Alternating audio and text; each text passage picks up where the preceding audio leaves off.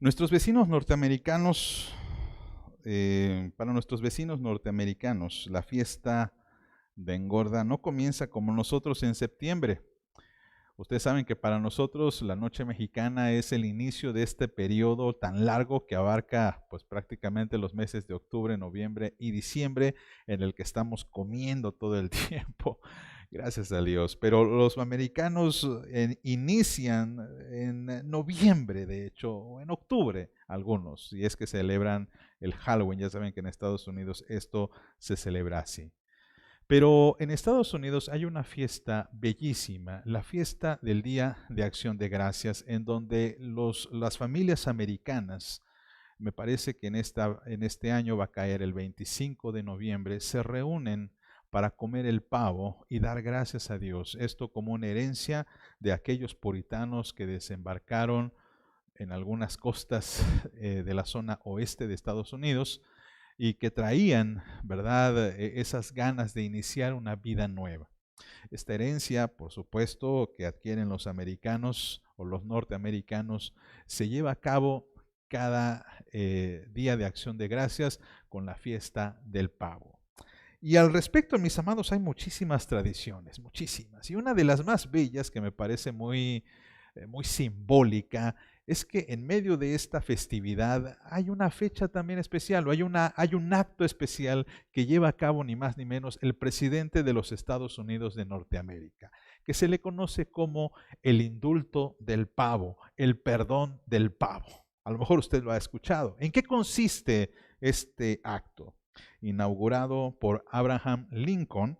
Bien, pues el perdón del pavo o el indulto del pavo se trata de que de una amplia población de pavos de todo el estado americano, norteamericano, se seleccionan a solamente dos aves. Se seleccionan a dos aves a las que se les entregará el llamado perdón presidencial. Esto es, que el presidente no va a matar ni a ese pavo, ni a su sustituto, porque ese pavo tiene un sustituto, ni tampoco va a ser tocado durante toda su vida. El pavo, digamos, es un pavo bendecido porque nunca en su vida va a llegar a una mesa norteamericana en donde va a servir de alimento principal. Y al respecto hay muchas leyendas, hay muchas historias, hay muchos cuentos que se aprovechan al respecto. Hay una película incluso por ahí en donde narra la aventura de dos pavos precisamente que buscan el indulto presidencial y tienen una serie de aventuras. Muy bello. Y pues desafortunadamente en algunas ocasiones se sacrifica el pavo sustituto. Algo que hizo Donald Trump que rompió con la tradición es que perdonó a los dos pavos. Y pues esto, mis amados, hace que pues, los pavos, si tuvieran conciencia, quisieran ser de estos seleccionados, quisieran ser de estos elegidos, porque tengo que decir aquí que la manera en cómo se seleccionan a estos dos pavos obedece a un criterio muy alto. Obviamente tienen que ser bellos, gordos, tienen que ser muy bien presentados, tienen que tener algo particular de estos pavos, que por cierto, viven toda su vida en el Instituto Politécnico de Virginia. Y esto me hace sonreír, esto me hace recordar una doctrina preciosa que tenemos nosotros los cristianos reformados, que es la elección incondicional, también conocida como la doctrina de la predestinación. Pero preferimos llamarle, en algunos ámbitos, la elección incondicional, porque a diferencia de los pavos, Dios no se fijó únicamente en dos personas, sino en muchas más. Pero también, a diferencia de estos pavos, Dios no eligió de alguna forma lo mejor de lo mejor. Dios no eligió a los más gorditos, o aunque algunos sí lo somos, no eligió a los más hermosos, a los más puros. Por ejemplo, la fotografía que podemos ver aquí del 2018, donde Donald Trump perdona la vida a una de estas aves. Vemos un pavo blanco, bonito. Nosotros no tenemos nada de eso. No obstante, el Señor nos eligió. Por eso, en esta mañana vamos a meditar acerca de ¿cómo es que Dios nos elige? ¿Cómo es que Dios nos selecciona? ¿Qué tuvo que suceder en la eternidad para que el Señor se haya fijado en nosotros? Bien, eso es lo que vamos a analizar en esta mañana. Así es que primero vamos a orar. Padre, en el nombre de Jesucristo, gracias Señor porque nos permites analizar esta bella doctrina, porque nos habla de muchas cosas, pero lo especial que fuimos escogidos, fuimos seleccionados. Gracias Padre Santo, porque no obedece a nosotros, como veremos a continuación, sino simplemente a tu amor, a tu gracia y a tu soberanía. Lo pedimos en el nombre de Cristo. Amén. Bien, amados, vamos a dividir nuestro sermón en tres aspectos principales, en tres aspectos importantes, porque la doctrina de hecho da para más. Es una lástima verdaderamente que no podamos tener mucho más tiempo, porque podríamos extraer grandes conocimientos de esta doctrina, pero solamente vamos a citar tres puntos principales. Y lo primero que tenemos que hacer cuando hablamos de la selección o de la elección incondicional es que tenemos que hablar de la soberanía divina y enfatizarla. ¿Por qué? Bien, para poner las bases de comprensión de esta doctrina tenemos que conocer que el nombre elección incondicional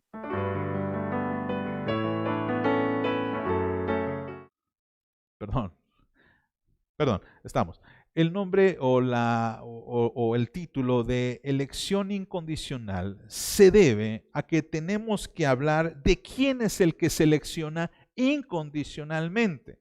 Es decir, hablamos de una tercera persona, de un tercer agente que escoge a un segundo agente para disfrutar, en este caso, de la vida eterna. Poniendo el ejemplo del pavo que acabo de mencionar, el pavo es simplemente el objeto de una acción secundaria o de tercera persona. Este pavo no hace nada, digamos, para que sea seleccionado, sino que ya hemos mencionado cómo es que sucede esto. Pero viene alguien, en este caso el presidente, para seleccionar al pavo que él desea darle el indulto. Bien, cuando hablamos de la selección o de la elección incondicional, mejor dicho, tenemos que decir y subrayar que es Dios el que hace esta elección.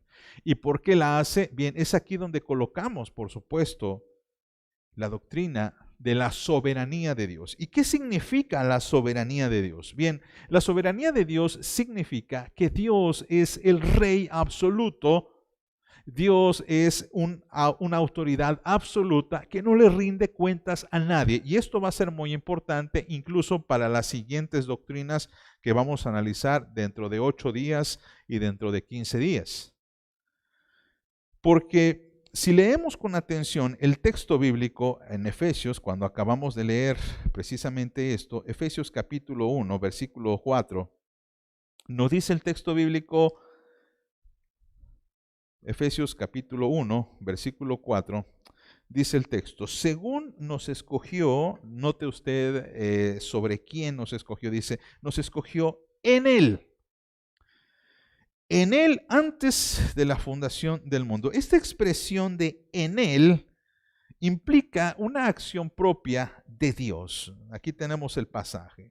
Según nos escogió en Él, si usted tiene incluso una Biblia, esto es uno de los versículos que más deberíamos resaltar. Yo le invito a que incluso allí, si usted tiene la costumbre de subrayar la Biblia, no solamente subráyela, sino haga un círculo a esta expresión. Nos eligió en Él. Es una expresión en griego que implica que es una acción no solamente propia, sino que es una expresión independiente de Dios.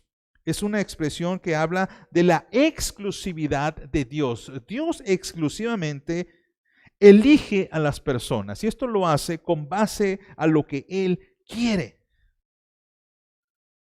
Por eso el texto podría traducirse también como nos eligió sobre Él, o nos eligió con base a Él, o nos eligió para Él. Pero también nos eligió por Él. Dios mismo es la base sobre la cual somos elegidos. Y esto es importante, hermanos. Esto es muy importante porque, como dijimos al principio, enfatiza la soberanía de Dios. Y cuando hablamos de la soberanía de Dios, tenemos que hablar desafortunadamente de una forma opuesta en la no soberanía del hombre. En otras palabras, que el hombre no puede hacer absolutamente nada por ser elegido. Nosotros no tenemos injerencia, no tenemos participación en este actuar de Dios, porque además nos sigue diciendo el versículo 4, que Él nos eligió o nos predestinó desde antes de la fundación del mundo. Nosotros ni siquiera existíamos, pero sí estábamos presentes en la mente de nuestro Dios. Entonces, dejemos que Dios sea Dios y dejemos que Dios actúe como Dios, porque Dios no le rinde cuentas a nadie. Dios es libre y Dios es soberano. Dice Isaías capítulo 46, versos 9 y 10, dice el texto bíblico, perdón, no lo anoté aquí, dice, acordaos de cosas pasadas desde los tiempos antiguos, porque yo soy Dios y no hay otro Dios y nada hay semejante a mí, que anuncio lo por venir desde el principio y desde la antigüedad lo que aún no era hecho, que digo, mi consejo permanecerá y haré todo lo que quiero. Isaías 46, versículos 9 y 10. Dice el texto, haré lo que quiero, porque Él es Dios. Él no le rinde cuentas a nadie. En eso consiste su soberanía. Aplicado a la elección, diremos que es Dios el que elige y no le rinde cuentas a nadie. Por eso, si hay una doctrina que enfatiza la soberanía de Dios, es sin duda la predestinación, la elección incondicional, y por eso colocamos este nombre de elección incondicional, porque no hay condiciones, Dios lo hace. Un ejemplo muy práctico para entender la doctrina de la elección es el caso de Jacob y Esaú. ¿Qué tiene que ver Jacob y Esaú? Bien, Pablo escribe a los romanos una carta muy bellísima, una carta que, por cierto, hermanos, adelanto, vamos a estudiar a partir del mes de enero del próximo año. Y el apóstol Pablo escribe acerca de esta doctrina de la elección incondicional y cita el caso de Jacob y Esaú. Porque hay una pregunta, ¿por qué razón Dios elige a Jacob y no a Esaú? ¿Acaso hicieron algo ambos? Ya sabemos, mis amados, que la historia bíblica nos dice que Esaú era un hombre sanguinario y que Jacob era un hombre de tiendas, pero si usted puso atención a las predicaciones que dimos más o menos en el mes de febrero, marzo, no me acuerdo muy bien en qué fecha lo dimos, analizamos el camino de Jacob. Y analizamos los pecados de Jacob y nos dimos cuenta que Jacob realmente no tenía nada de bueno. Jacob era un hombre tramposo, era un hombre engañador, era un hombre bastante mezquino, egoísta, mañoso. Entonces, si los dos eran pecadores a su muy particular situación, ¿qué es lo que sucedió? Y Pablo escribe en esta epístola a los romanos algo bastante interesante. Romanos 9, versículo 11, dice de ellos, pues no habían aún nacido, ni habían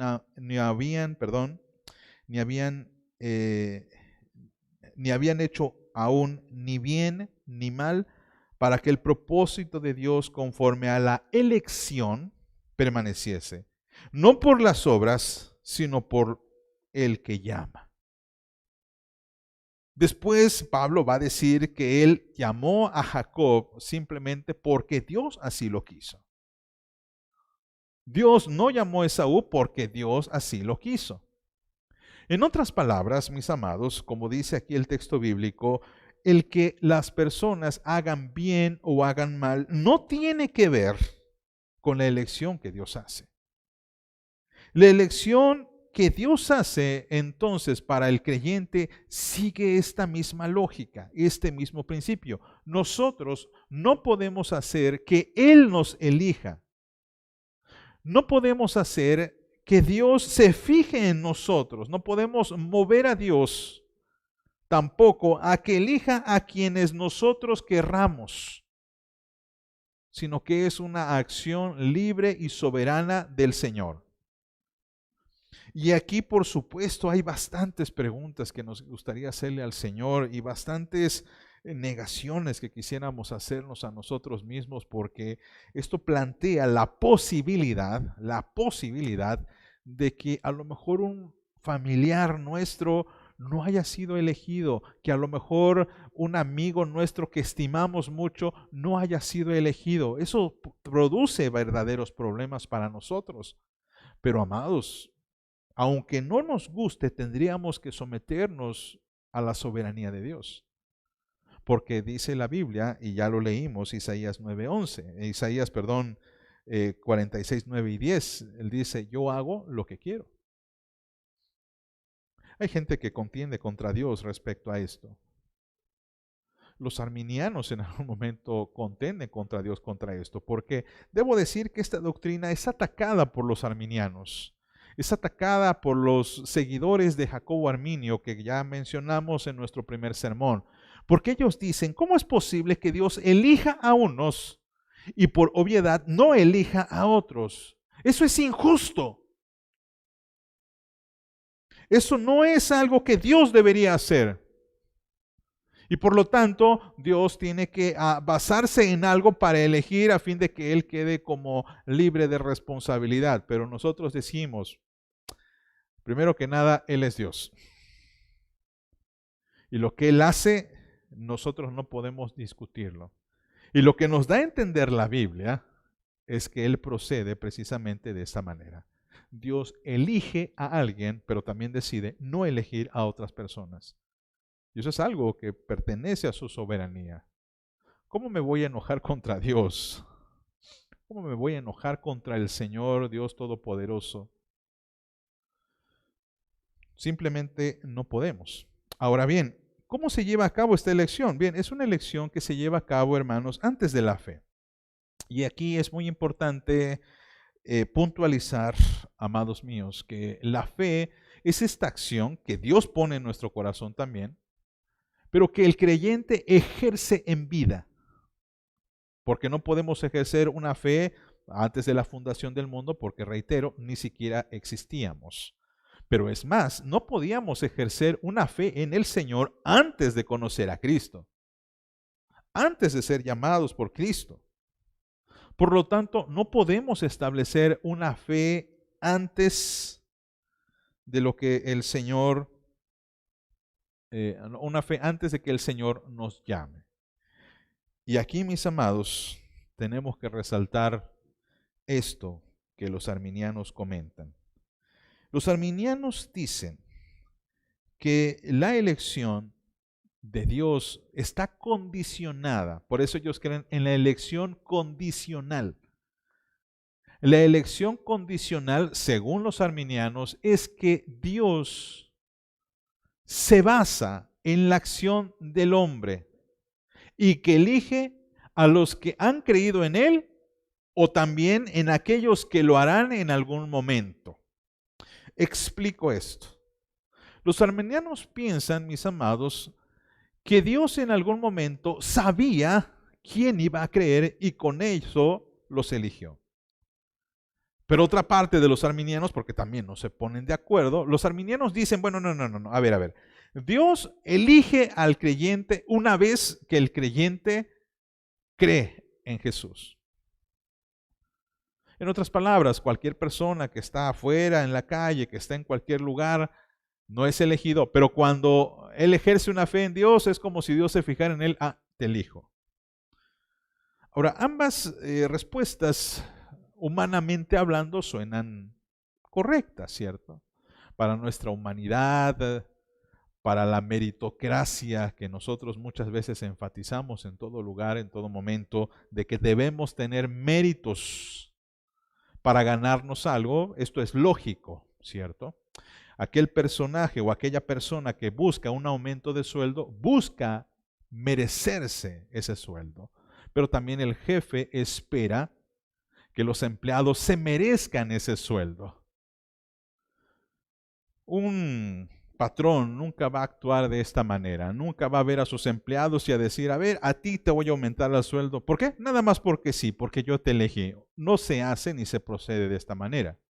En ocasiones, a veces ironizamos con nuestros hijos al respecto. Y nuestros hijos llegan a pedirnos algo, cualquier cosa. Imagine usted que desean un celular nuevo, desean unos tenis nuevos, desean unos audífonos nuevos, y entonces uno le pregunta, ¿qué méritos has hecho para que te compre esto? Y aquí sí es probable que a lo mejor nosotros digamos algo como, bueno, pues voy a comprarte los tenis porque me movía misericordia. Pero si tienes 2 o 3 hijos, no vas a poder decir, a ver, te elijo a ti para comprarte audífonos nuevos. No lo hacemos así. Los arminianos tienen esta mentalidad del mérito. El hombre tiene que merecerse ser elegido. Pero saben, la excelente y extraordinaria noticia del Evangelio es que nosotros no podemos hacer nada y no tenemos que hacer nada, porque Dios elige libremente. Dios elige soberanamente, sin importar lo que la gente piensa, lo que el hombre piensa. Y de manera más concreta, hay 3 aspectos que me gustaría enfatizar. Número 1, el hombre no es elegido con base a sus buenas obras.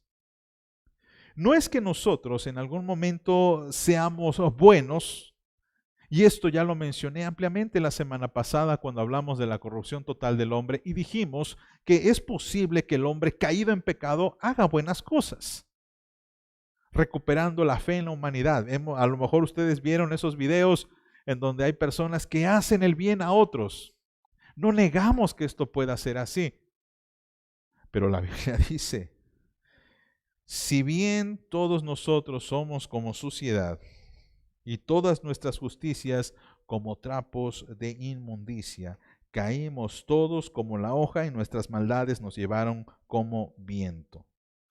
Amados, la Biblia dice que nosotros delante de Dios no somos tan buenos como creemos. Recuerden que hay un estándar que es Cristo y que nosotros no llegamos a ese estándar y que por lo tanto Dios no puede elegirnos por nuestras buenas obras, porque serían insuficientes.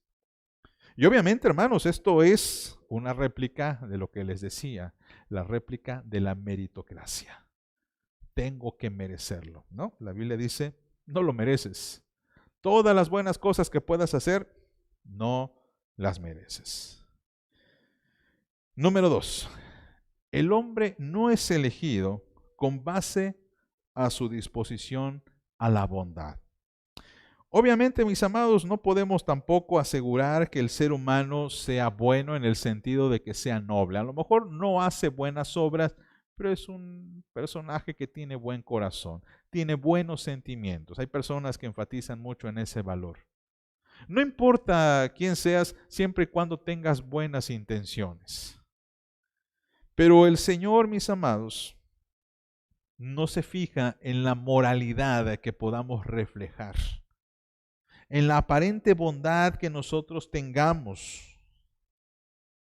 Ni siquiera porque Dios de alguna forma supiera que nosotros íbamos a ser nobles y bellos, la Biblia dice que no hay en nosotros nada bueno delante de Dios. Isaías capítulo 1, versículo 6 dice, desde la planta del pie hasta la cabeza no hay en él cosa sana, sino herida, hinchazón, podrida llaga, no están curadas, ni vendadas, ni suavizadas con aceite.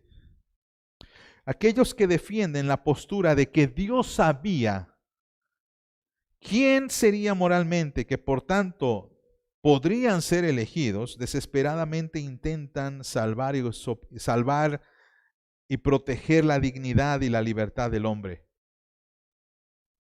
Pero tenemos que subrayar, mis amados, las veces que sean necesarias, que el hombre, a pesar de su bondad, a pesar de sus buenas obras, la Biblia dice que está en desobediencia.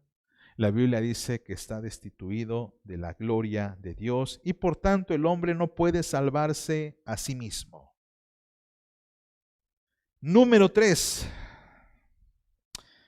El hombre no es elegido. El hombre no es elegido por su disposición o inclinación a creer. Ya hemos dicho esto. No es como si Dios adelantara la película, porque nosotros creemos que Dios ve nuestro pasado, presente y futuro. Y que antes de la fundación del mundo es como los arminianos piensan más o menos de esta manera, es como si Dios hubiese puesto su pantalla y hubiese puesto la película, no sé cómo Dios ve las cosas, si tiene VHS o se conecta a Netflix, no lo sé. Y de repente ve nuestra historia de vida y le adelanta para saber si nosotros íbamos a ser cristianos. Y entonces, él va a ser cristiano, entonces lo voy a elegir. No, mis amados, así no funcionan, así no funciona la eternidad. Dios no nos elige con base a si nosotros íbamos a creer. Por supuesto que Él sabe lo que va a pasar con nosotros, pero recordemos, amados, no confundamos una cosa con la otra. Dios coloca la fe en nosotros. Pero nosotros no tenemos ningún mérito para ostentar o para exigir o para pedir ni siquiera que Dios nos seleccione. La Confesión de Fe de Westminster, que es una de las confesiones reformadas más importantes para la iglesia presbiteriana, menciona en el capítulo 3 lo siguiente. Dice, vamos a ver primero Efesios capítulo 2, versículo 8, dice el texto, porque por gracia sois salvos por medio de la fe, y esto, es decir, la fe, no es por vosotros, sino es un don de Dios, no por obras para que nadie se gloríe. Y ahora sí, la Confesión de Fe de Westminster menciona lo siguiente, amados. Dice la Confesión de Fe de Westminster, Dios los ha predestinado por su libre gracia y puro amor, sin previsión de su fe o buenas obras, de su perseverancia en ellas o de cualquier otra cosa en la criatura como condiciones o causas que le muevan a predestinarlos. Y lo ha hecho todo para la alabanza de su gloriosa gracia. Dios no elige a las personas por lo que las personas hagan o puedan llegar a ser. Repito, mis amados, en Dios la meritocracia no es relevante, no es válida. Para nosotros, en nuestro sistema humano, corrupto, pecador, por supuesto que lo es. Pero también de alguna forma, cuando nosotros seleccionamos algo, es con esta visibilidad del futuro. No sé cómo trabajan los equipos de fútbol, realmente sigo muy poco desde que soy pastor. Yo digo que soy de los Pumas, hermanos, porque pues, así me formé, me gustaron los Pumas, los veía jugar y yo era de los Pumas. Pero si me preguntan ahorita quiénes son los jugadores, la verdad no conozco porque hace años que no veo un partido de los Pumas. Así que no sé cómo trabajan ellos, pero yo llego a tener una comprensión de que ellos tienen un equipo de fuerzas básicas, eso sí lo sé, en el que hay jugadores jovencitos, 11, 12 años, 13 años, 14, 15, 16 años, a los cuales los entrenadores le ven un futuro, le ven potencial. Y con ese potencial es posible que algunos entrenadores seleccionen a algunos muchachos para decirles a estos jóvenes, yo te veo potencial. Yo veo que tú puedes llegar a ser muy grande. Por eso voy a elegirte para entrenarte, para pulirte, para que en algún momento tú entres con esa camiseta dorada, con ese logo precioso de los Pumas que van entrando al estado universitario de la UNAM.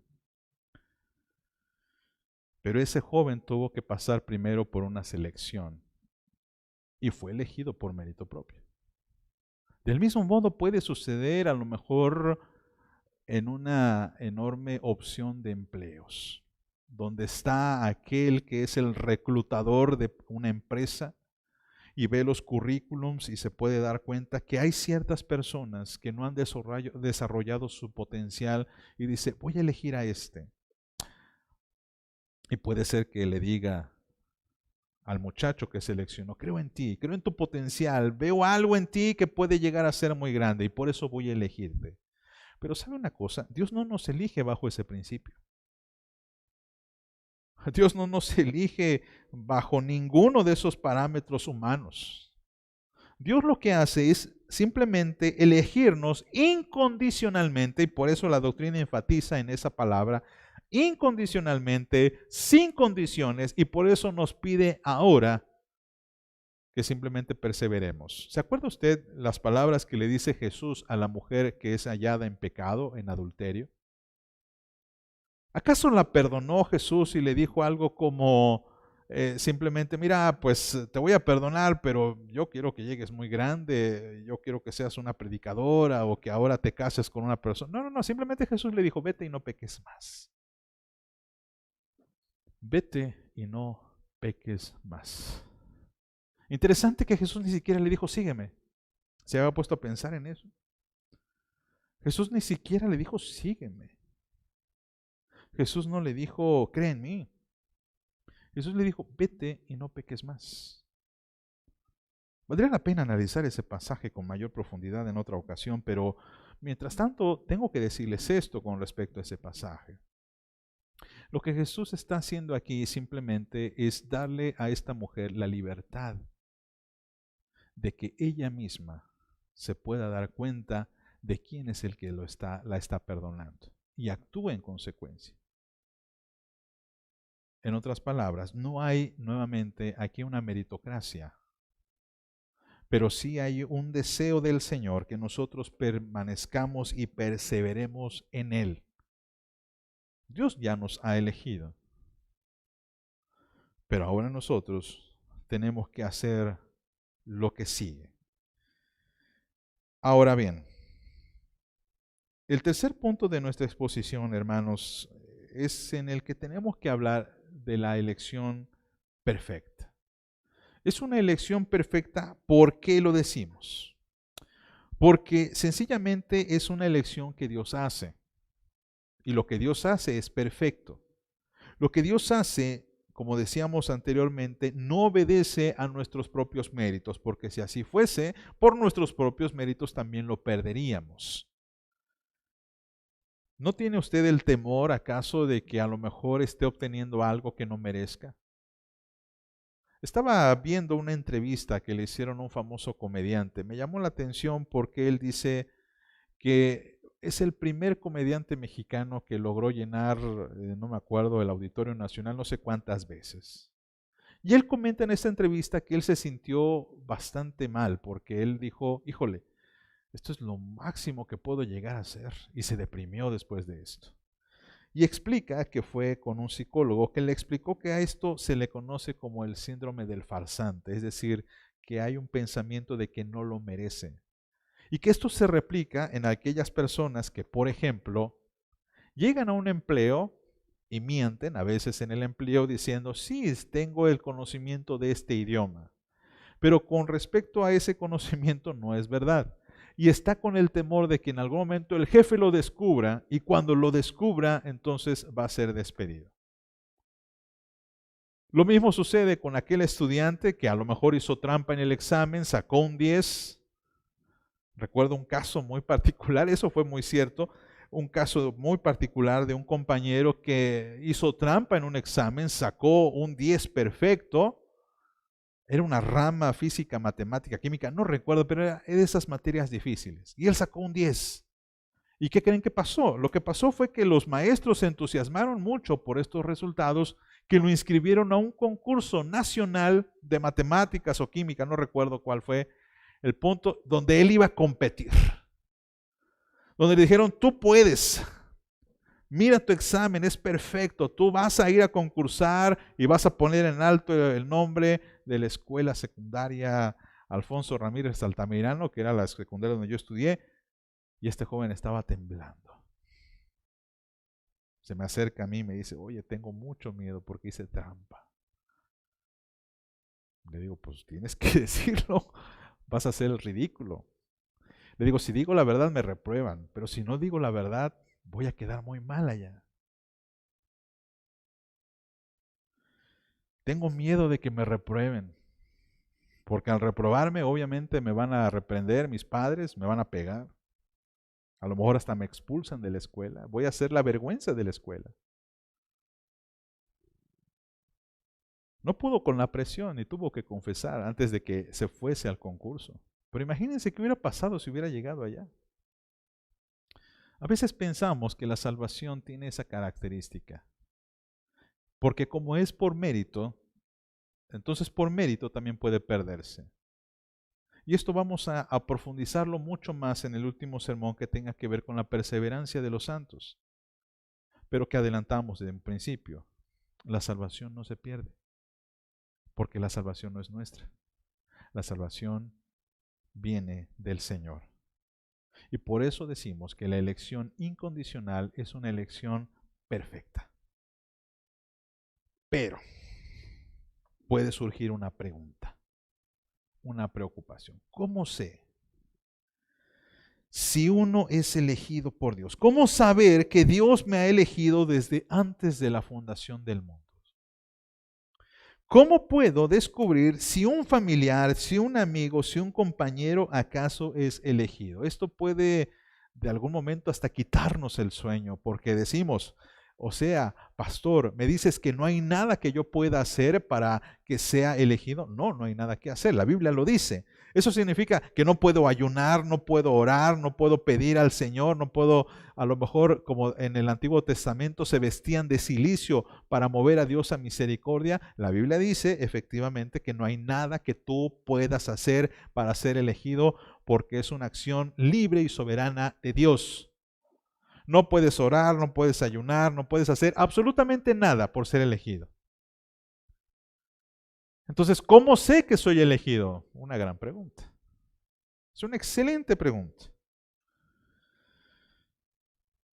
Y la pregunta nos interesa, la respuesta nos interesa no porque queramos resolver aspectos oscuros de la teología, sino por una situación muy práctica. Yo, ¿cómo sé que soy salvo?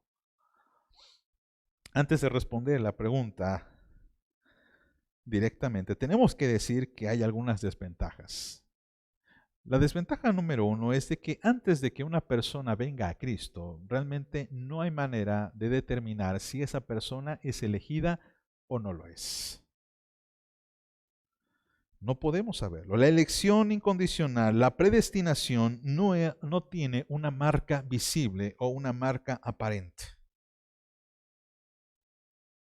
Esto traducido, o esto en otras palabras, significa que puede ser o es posible, es real, que haya personas afuera caminando por la calle en este mismo momento que ni siquiera piensan en Dios, que ni siquiera han visto una Biblia, que a lo mejor nunca han entrado en un templo, pero que son elegidos por el Señor para salvación y no lo sepan. Incluso usted y yo, antes de venir a Cristo, fuimos elegidos, pero no lo sabíamos. Su servidor alcanzó la mayoría de edad, los 18 años, cuando Cristo al mismo tiempo nos alcanzó. Cristo me alcanzó a esa edad. Pero viví 17 años y medio sin conocimiento de Dios y alejado de Dios, por supuesto, pero no sabía que era elegido hasta el momento en que el Señor me llamó. Lo mismo sucede, mis amados, con todas las demás personas, en el que viven elegidos, viven siendo electos, pero no dan ninguna señal de que hayan sido elegidos.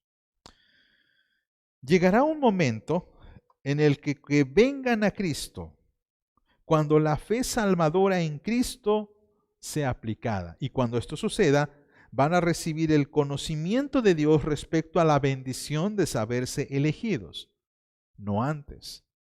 Hoy yo sé, aunque bueno, nosotros tuvimos una conversión al Señor hace más de 20 años, pero hasta esa edad, hasta los 20 años, hasta a lo mejor los 18 años, 19 años, yo me di cuenta que era elegido. Obtuve ese conocimiento, usted obtuvo ese conocimiento, a lo mejor usted en este momento está teniendo ese conocimiento en el que Dios le tenía contemplado entre sus planes, aunque usted no lo sabía. Así hay gente que actualmente vive su vida y no lo sabe. Por ejemplo, el caso particular del apóstol Pablo es bastante importante e interesante. Dice la Biblia que Pablo, antes de venir a Cristo, nos dice el libro de Hechos, que se dedicaba a perseguir a los cristianos para asesinarlos. El texto bíblico dice: y Saulo consentía en su muerte en aquel día. Hubo una gran persecución contra la iglesia que estaba en Jerusalén, y todos fueron esparcidos por las tierras de Judea y de Samaria, salvo los apóstoles. Y hombres piadosos llevaron a enterrar a Esteban e hicieron gran llanto sobre él. Y Saulo asolaba la iglesia y entrando casa por casa arrastraba a hombres y a mujeres y los entregaba en la cárcel. Es un texto que nos duele al ver hermanos nuestros, ancestros nuestros que murieron a manos de una persona que después se convertiría en el apóstol de los gentiles. ¿Quién pensaría, mis amados, que Pablo era predestinado en estos tiempos? ¿Quién hubiera pensado que el apóstol Pablo hubiese sido elegido? Nadie tenía idea de los planes del Señor. Y en el capítulo 9 se nos narra extraordinariamente cómo el Señor le llama, lo confronta, le dice: Pablo, Pablo, ¿por qué me persigues? Y en aquel momento, mis amados, él se rindió a Cristo. Y en aquel momento, mis amados, Cristo le dijo a la iglesia que Pablo había sido elegido. Hermanos, ¿tenía algún mérito Pablo? Ninguno. Ni siquiera en las eventuales acciones que haría determinaron la voluntad y decisión de Dios, porque nuevamente enfatizamos que la elección descansa en la soberanía divina.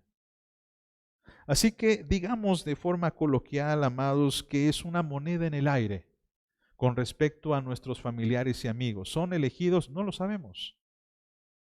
Puede ser que sí, puede ser que no, y eso nos anima para predicarles el Evangelio. Usted tiene que predicarles a ellos el mensaje de Cristo, porque no sabemos si son personas elegidas o no por Dios. Y claro, clamamos al Señor porque esto fuera, a pesar de que no podemos cambiar su voluntad. Me parece correcto que oremos por las almas de aquellos que están perdidos, que oremos por las vidas que están perdidas en el pecado. Aunque suene una paradoja, es bueno que le pidamos al Señor esto. Pero esto no nos exime de nuestra responsabilidad de predicar el Evangelio a todas las personas. Ahora bien, ¿qué sucede conmigo? ¿Cómo sé si soy elegido de parte del Señor? Bien, vamos a ir a la Biblia. Vamos a ir a Romanos capítulo 8, versículo 12 al 17 para responder esta pregunta. Dice el texto bíblico: así que, hermanos, deudores somos, no a la carne, para que vivamos conforme a la carne, porque si vivís conforme a la carne, moriréis, mas si por el Espíritu hacéis morir las obras de la carne, viviréis. Porque todos los que son guiados por el Espíritu de Dios, estos son los hijos de Dios. Pues no habéis recibido el espíritu de esclavitud para estar otra vez en temor, sino que habéis recibido el espíritu de adopción por el cual clamamos: Abba, Padre.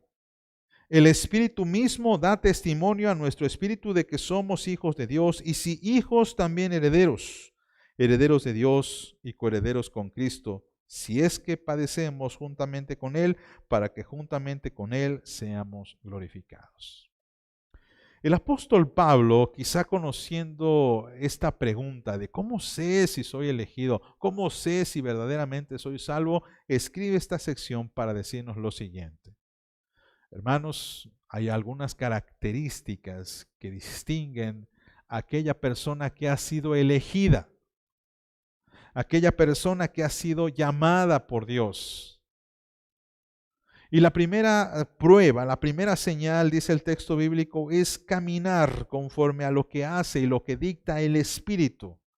Notemos que la palabra Espíritu aquí en el versículo 14, en el versículo 13, y 14 también, está en mayúscula. Porque nos quiere hacer la distinción de que habla del Espíritu Santo que nos ha elegido. Si nosotros viviéramos conforme a la carne, simplemente no estaríamos elegidos, porque los que no están elegidos por Dios La Biblia dice que viven en la carne. En cambio, aquellos que son elegidos por Dios y que saben que son elegidos por Dios, dice el texto bíblico, andan en el Espíritu. Pablo escribe en Gálatas: andad en el Espíritu y no satisfagáis los deseos de la carne. Pablo aquí mismo nos dice que aquel que vive en el Espíritu hace morir las obras de la carne. Y dice el versículo 14, porque los que sois guiados por el Espíritu de Dios, estos son los hijos de Dios. La segunda cosa es, usted está, además de caminando por el camino de Dios, está siendo guiado por Dios. Dios guía sus pasos, sus decisiones, sus acciones son dirigidas por Dios o son dirigidas por su carne, por su egoísmo, por su pecado.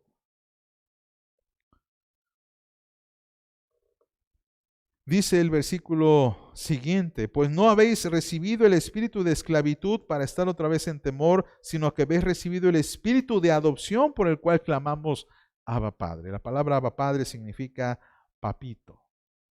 Hay una oración constante, hay una rendición al Señor, hay una búsqueda de comunión con Dios.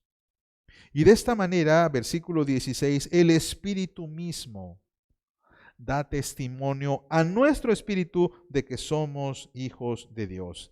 Y si hijos, también herederos, herederos de Dios y coherederos con Cristo. Si es que padecemos juntamente con Él, para que juntamente con Él seamos glorificados. Hay bastantes cosas que nos dice el texto bíblico para distinguir a una persona que es elegida por Dios. Y si usted tiene preocupaciones por no ser elegido de Dios, amado, tiene que comparar su vida con este pasaje. Porque recuerde, no hay meritocracia ante Dios.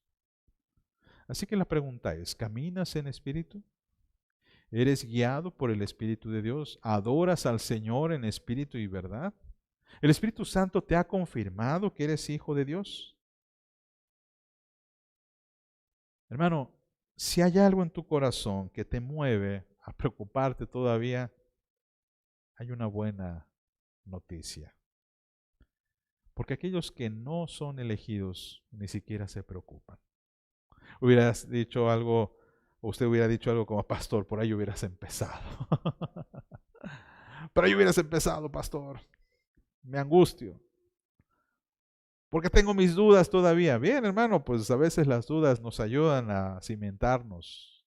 Si usted tiene preocupación, no se preocupe, hermanos, porque los no elegidos ni siquiera les pasa por la cabeza. A un elegido no le interesa esto, no le preocupa. Se inclina en hombros y dice: pues Dios no me quiere, pues bueno. Pero si usted es elegido por Dios, a usted le preocupa. Por eso decía el escritor: ocupaos de vuestra salvación con temor y temblor. No porque se pierda, sino porque existe esa sensación en muchos de nosotros de si estaremos fallando. Y también le adelanto algo: por supuesto que estamos fallando. Pero recuerde, la salvación no es por mérito, es por gracia.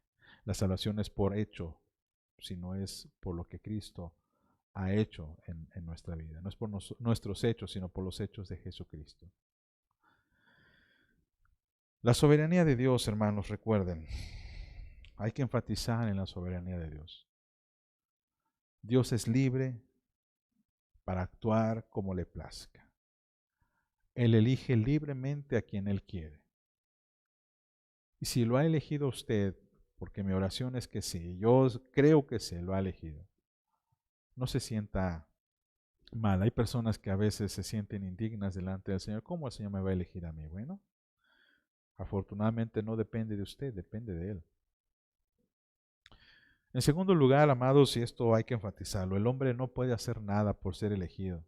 No puede por mérito propio ganarse el favor de Dios. No puede hacer nada. Gloria a Dios por eso. Y número 3, la elección de Dios es perfecta, pero no visible en un principio. Solo hasta que una persona viene a Cristo es que puede dar señales de haber sido elegido por Dios. La pregunta, mis amados, es: ¿usted está dando señales?